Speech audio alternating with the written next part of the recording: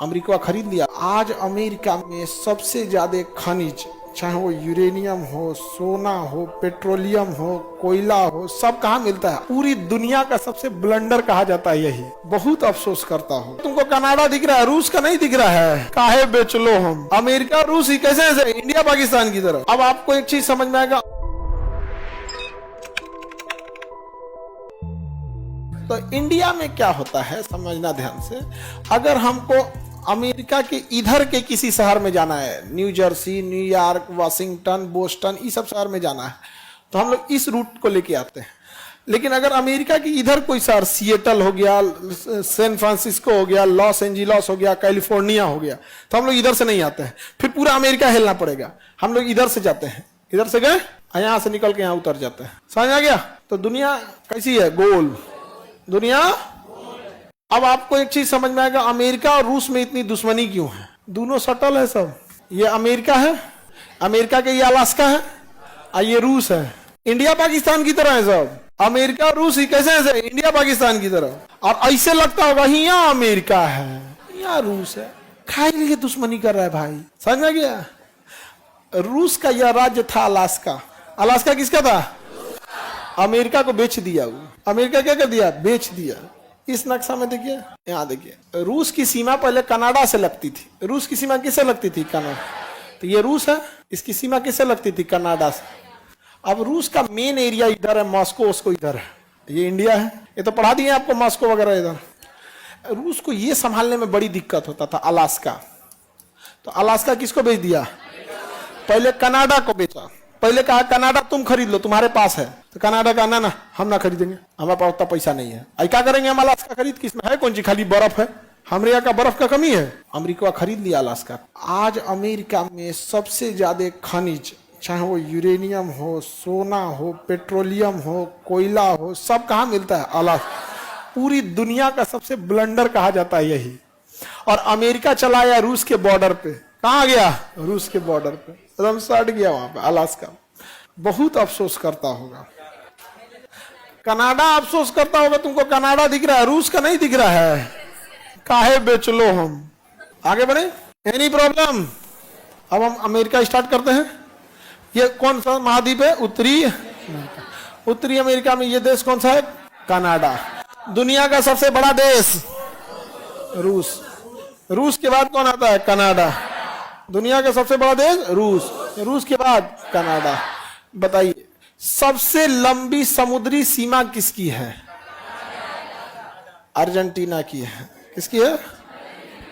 Argentina की है। सबसे बड़ी समुद्री सीमा कनाडा की है।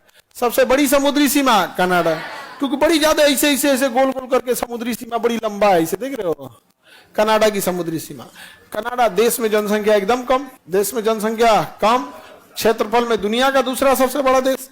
और हमारे भारत से सिख लोग द्वितीय विश्व युद्ध के समय बहुत सारे लोग कहाँ गए? कनाडा।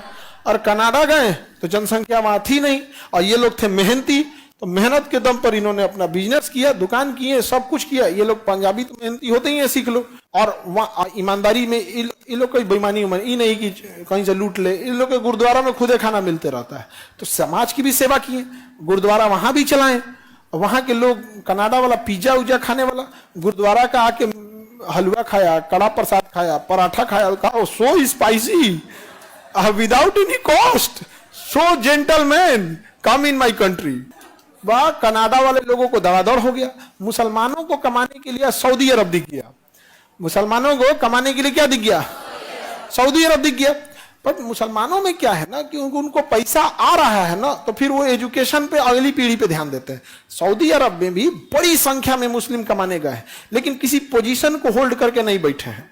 सिख जब भारत से कनाडा गए तो मुसलमानों की तरह जाके नहीं बैठ गए वहां पे, वो पोजीशन होल्ड कर लिए, जमींदार बन गए, वहां बिजनेस कर लिए, दुकानें खोल दिए, एजेंसी खोल दिए, इवन कि वहां एक विधायक बन गया, सांसद बन के मंत्री बन गया।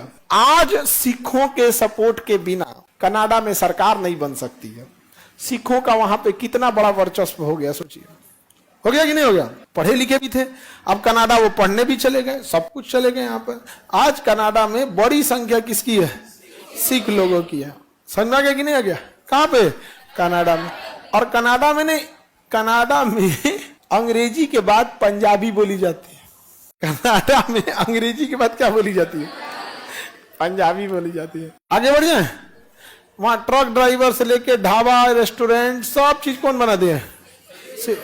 विधायक बन गए सब 8-10 ठो, मंत्री, सांसद, सब हो गया। तुमको बताते ना, आने वाले 10-15 साल में वहां का प्रधानमंत्री कोई सिख हो जाएगा, गठबंधन की सरकार बनेगी और कोई ना कोई क्या बन जाएगा? सिख। ये एक जस्टिन ट्रूडो देखना ना, इंडिया के खिलाफ खूब बोलता था ताकि वहां रह रहे कुछ सिख जो खालिस्तान समर्थित है, सब नहीं, कुछ सिख भाई, सारे नहीं, कुछ, ज्यादातर सिखों ने बहुत अच्छा काम किया, लेकिन कुछ लोग खालिस्तान समर्थित हैं।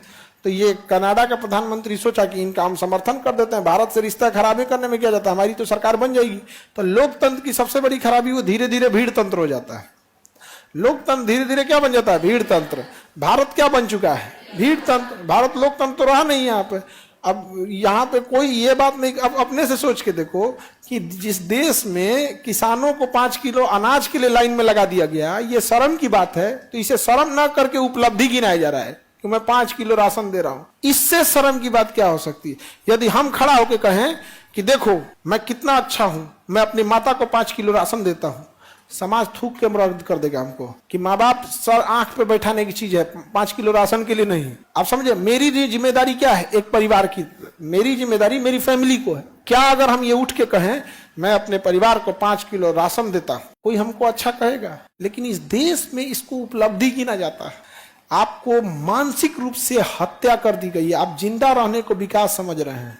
आप अपनी तुलना गुलामी में जी रहे गुलामों से कर रहे हैं कि हमारी तुलना तो गुलामों से बेहतर है। ये स्थिति हो गई है, जबकि वहां ऐसी स्थिति नहीं है। बोरिस जॉनसन ब्रिटेन के प्रधानमंत्री थे।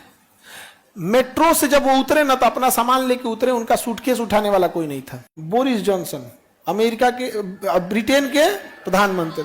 अब मेट्रो में खड़े होके आए थे, क्योंकि मेट्रो में सीट महिलाओं के लिए होती है। मेट्रो में खड़े थे और जो पहले बैठ गए थे बुजुर्ग लोग, उनको उठे भी नहीं खड़े होने के लिए।